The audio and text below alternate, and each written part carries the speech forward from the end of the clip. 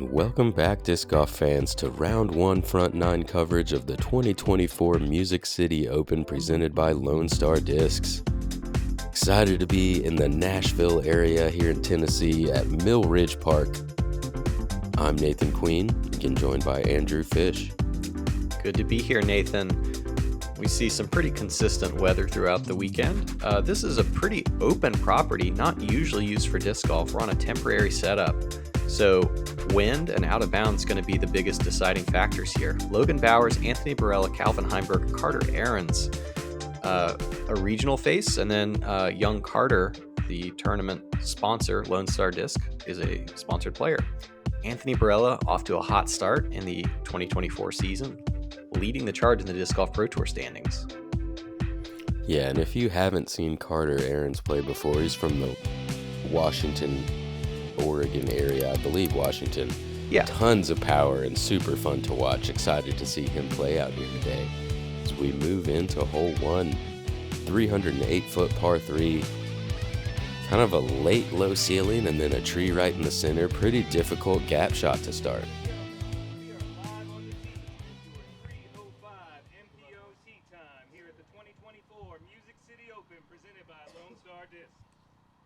First to the tee, make some noise for Logan Bowers.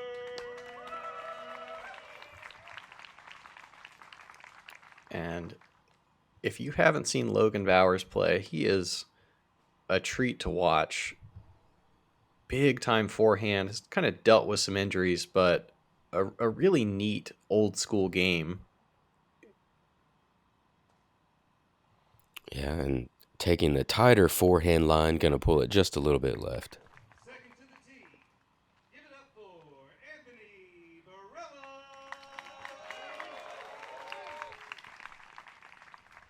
And with a couple wins already this year on tour, Anthony Barela starting out the season hot. Always fun to watch him play.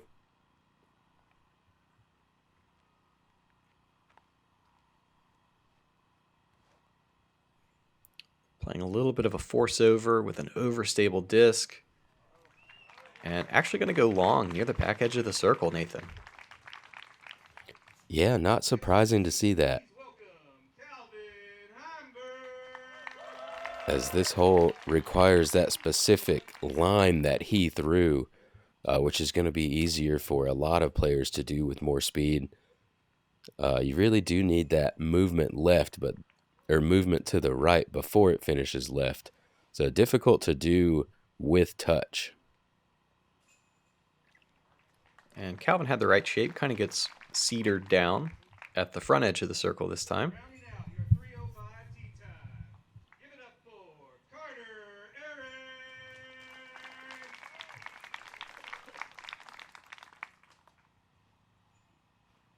Ahrens. And at this point in the season, I felt like Carter and I were playing practice rounds at about the same time. And every time he would play through my group, he'd throw a shot that would just blow me away.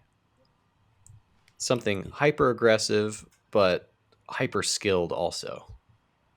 Yeah, as you see here, able to beat that low ceiling the entire way and have enough power to reach the pin. Go ahead and get our first replay on the first hole of the day.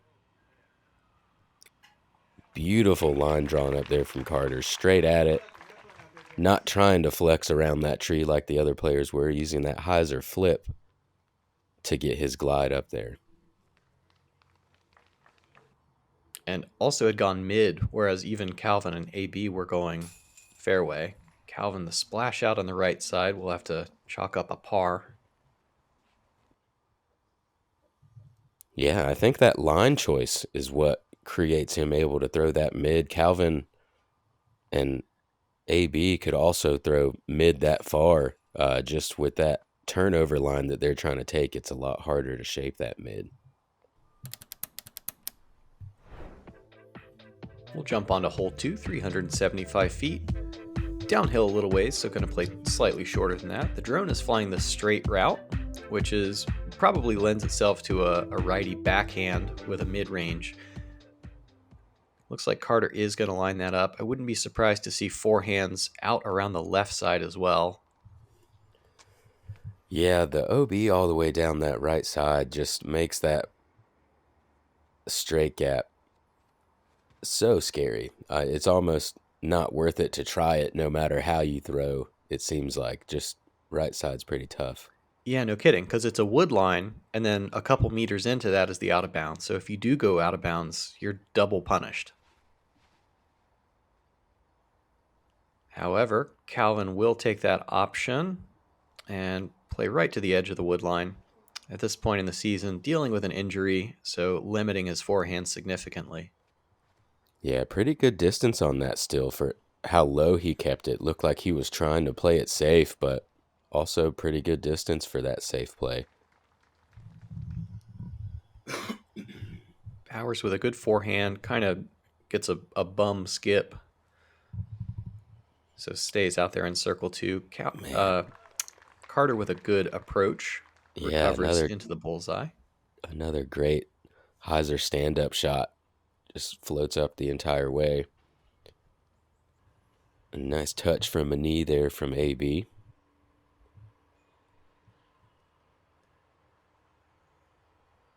And Calvin did appear to have some dreams of making that. Difficult to give that a full bid with out of bounds behind it and the elevated bucket.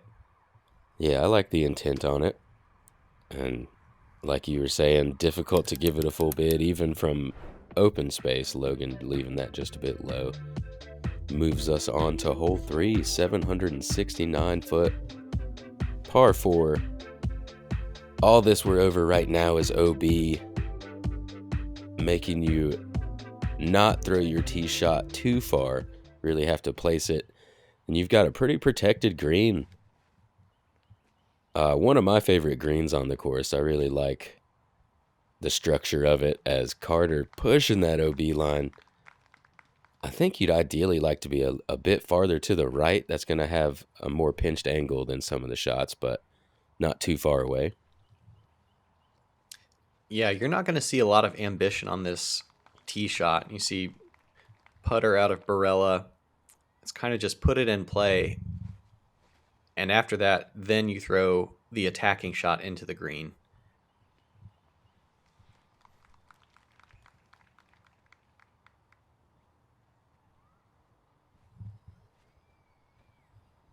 And baby flex from Logan Bowers.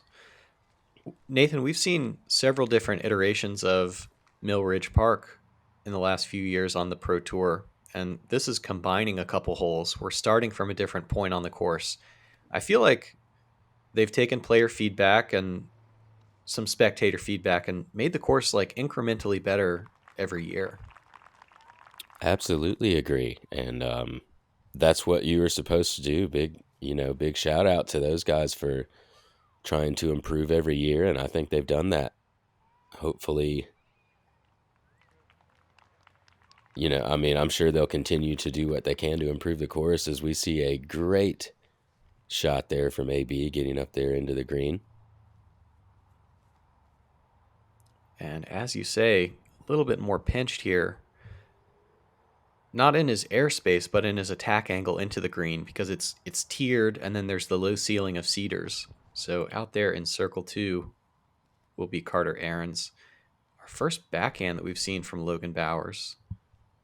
Yeah, kind of really showing what this green is like.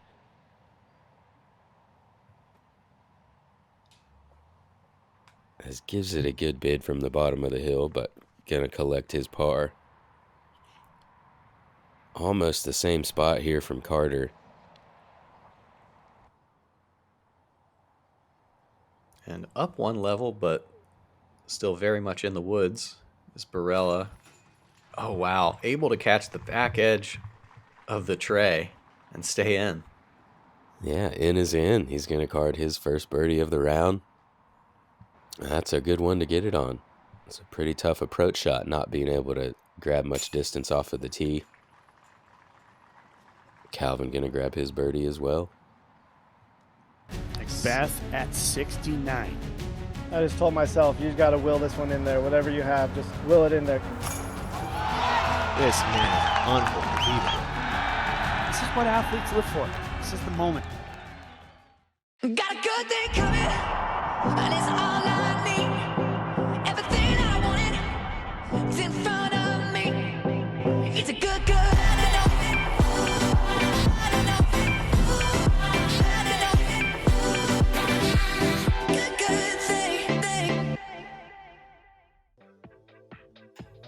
Take a short walk over to hole 4, 559 feet, a par 4. The green is the same as what it's been in previous years. However, we have moved the tee significantly into the woods, which limits how far you can get out of there. It's either a straight backhand or ripping a forehand through this gap.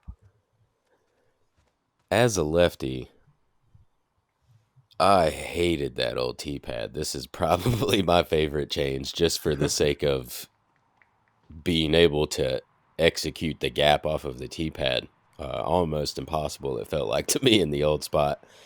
Like you said, this one, though, limits how far you can get, no matter what you throw.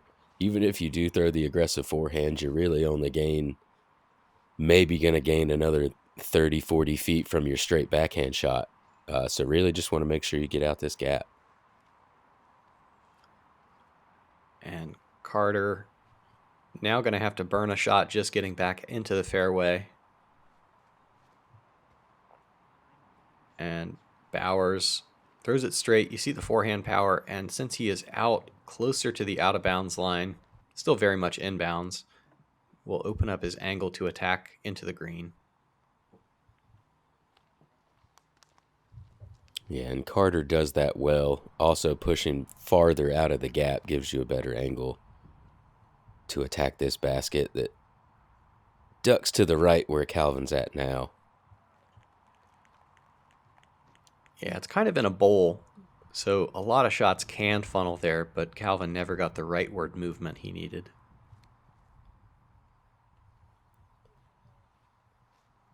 Yeah, the ground play is kind of funny here, because once you get out of the gap and you're throwing towards the basket, it's kind of uphill direction, the direction you're going, but then it goes downhill to the right.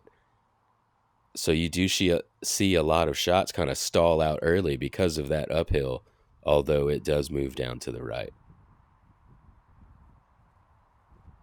And that effect is not helped by the tail crosswind that we're dealing with right now. Bowers goes forehand, park job. Yeah, just throw some forehands and you're moving the right direction on this one. Pretty aggressive from long range on that one with the OB and protected green back there behind the basket. Carter body looked aggressive, but the mind told him no. That one came out low. Would have been a nice par save, but tough spot.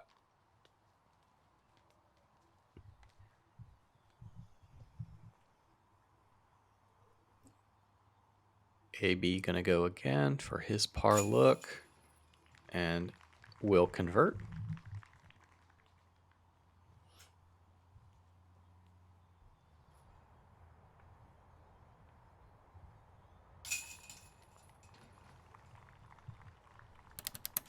And Calvin able to clean up that par as well, moves us on to hole 5.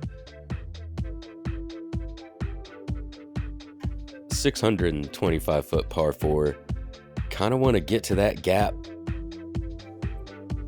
And it's kind of up in the air whether it's worth it to go for it or not off of the tee unless you've got a really strong forehand. The backhand's pretty difficult to hit the right angle to push that gap. They've added this MCO 24 bar here to keep players from attempting to go over top as much. And there's that aggressive forehand. That's how you want to do it. He's in some tall grass, but don't mind that. That is a beautiful shot. Yeah, he'll now be staring straight down the gap at the basket. Nothing in his way.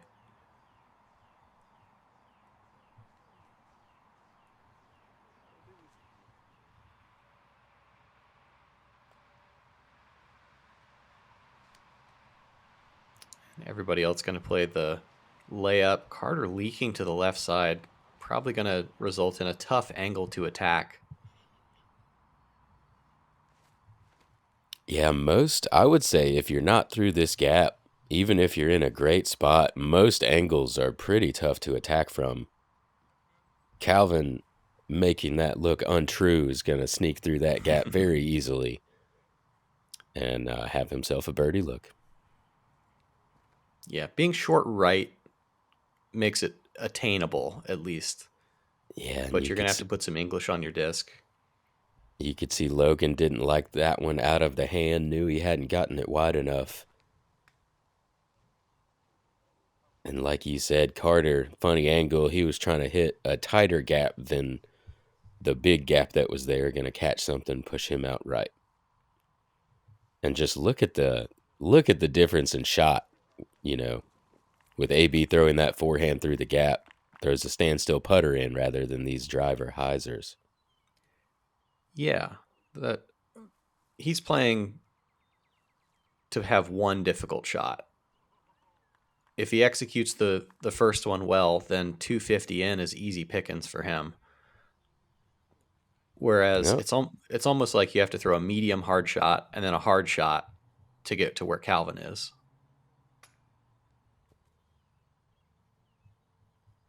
And that's not what you want to do after you've executed those first two shots well.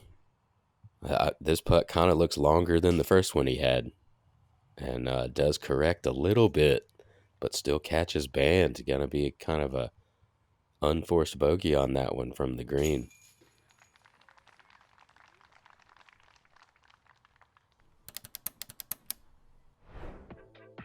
We'll jump over to hole 6. Pretty much a new hole for the 2024 season. 720 feet, generally downhill, out of bounds to the left and to the right.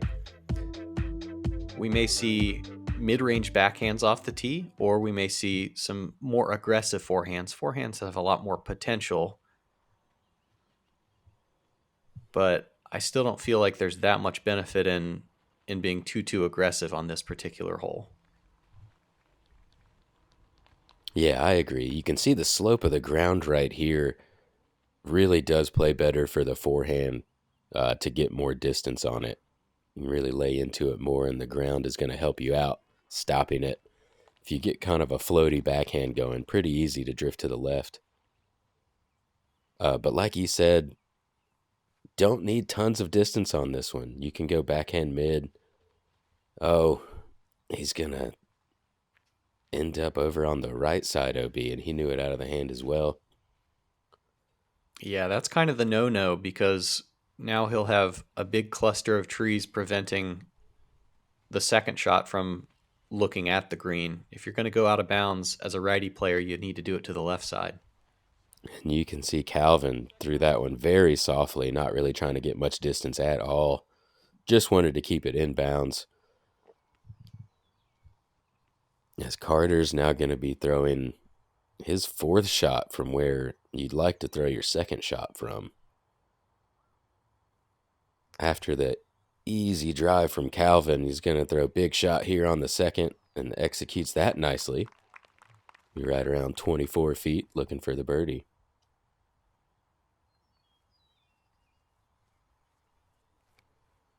And getting the wind and width read. Carter's going to try to spike it right on the bucket. We'll tag the last cluster, and that's around circle's edge. Not what you're looking for the bogey putt.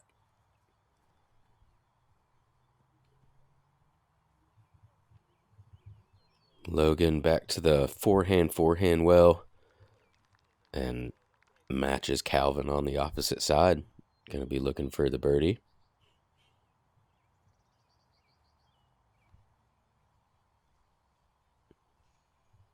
Barela does the same. Certainly more space to work with as you approach this, and it's staying over the inbounds area the entire time. That's the appeal of the forehand attack. Yeah, push that one a little straight or a little out wide, so he's going to catch that cluster on the left side. Probably just outside the circle here.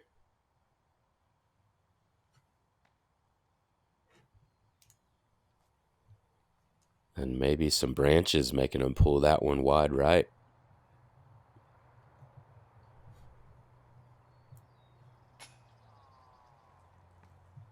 Off the top for Bowers. We'll have to And tap that's in the par. kind of a funny feeling, don't you think? Missing high on the elevated basket. Yeah, I feel like you want to reward yourself for that. You did it honorably, but it's still surprising every time I miss high on an elevated basket. Calvin Heimburg gonna card the lone birdie on a hole that ended up biting a couple players there. Moves us into hole 7, one hole that seems to has remained through the different iterations of Mill Ridge, 375 feet. You got that straight gap down the right side, but you got OB down the right side as well, so not really worth going for that shot. Flex forehand, gonna be the best play. Logan didn't get that one turned over like you need to. Really need to drive it down something overstable. Keep that nose down, as you do need it to drag to the left a little bit. And this looks really wide from Barela, but that's the correct mistake to make. He's still going to be out there in circle 2 looking straight at the basket.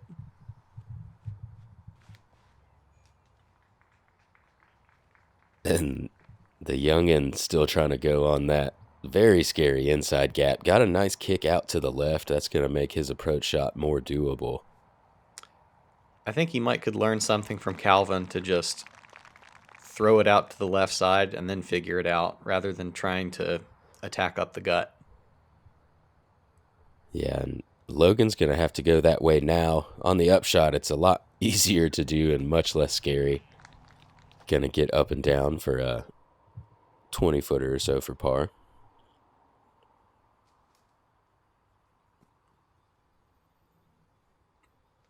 Long heave, Calvin for the par. And here's Barela for the last birdie chance in the group.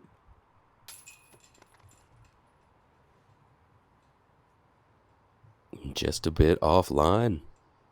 Last few putts for AB. Not real long here, but this will be a good one to get him back online. He does so, collects his par.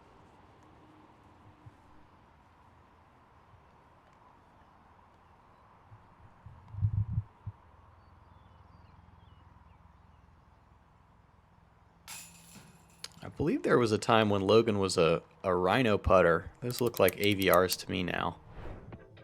We'll go on to hole 8, 777 feet, par 4. You can attack up the gut or a big hyzer for these righty players. Here's out of bounds to the right the entire way, and we kind of get into this low ceiling tunnel. And out of bounds will wrap around the left side as well, but a little less intrusive over there.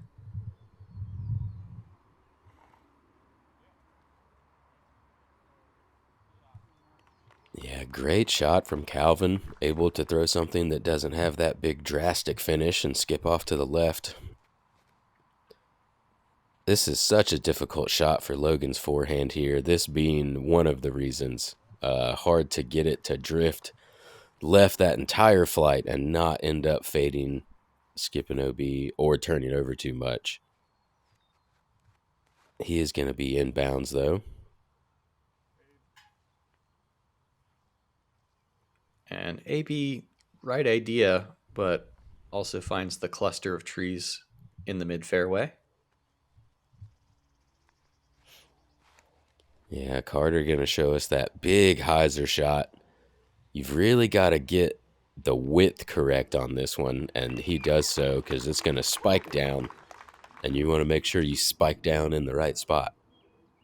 Yeah, it definitely takes bonus power to go around the tree that AB is directly behind if you're playing that big hyzer. Flirting with the right side out of bounds line. Don't love that. Yeah, this OB cluster on the right just drives me crazy. That's so mean.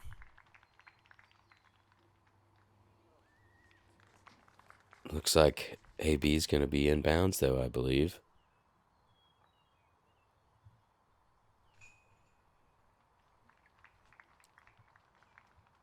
Disciplined layup, just playing the fairway forehand. Yeah, very smart play there.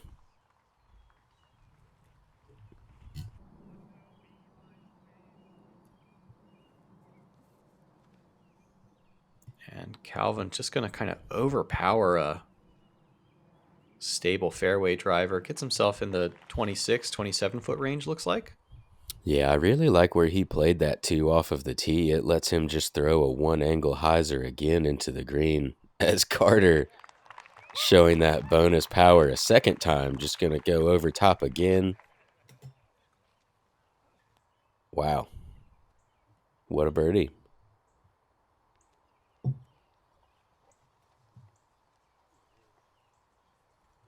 And good little backhand touch shot. Yeah, well played par there for Logan.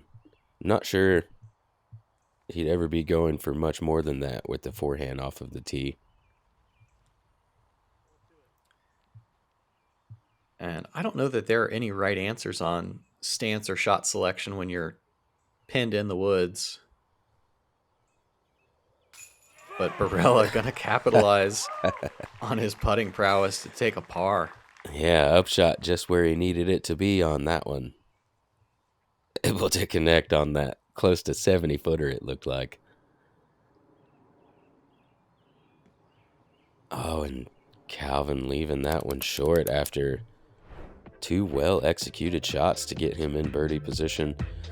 Moves us into hole 9. 375-foot par 3. Blind tee shot. Got to go up and over this little knoll here before it goes back downhill.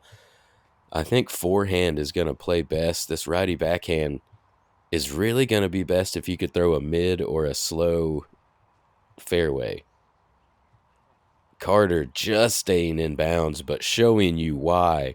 Even on that spike angle, he's still trying to push long. You're definitely right about the ground angle lending itself to counterclockwise spin better. As we see another reaction kind of pushing Calvin long. But with the swirliness of the wind here, I don't think many players are wanting to throw the slow floaty thing 375 into a blind green. Yeah, very difficult to execute that shot.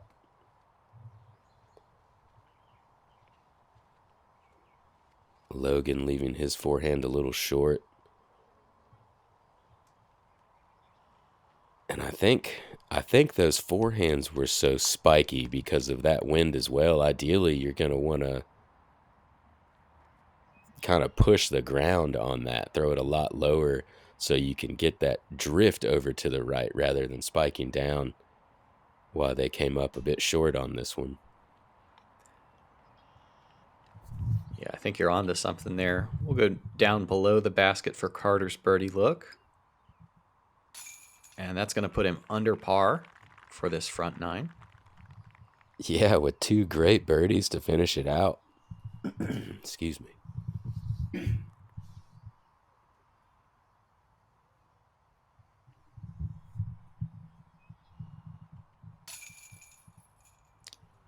Huh.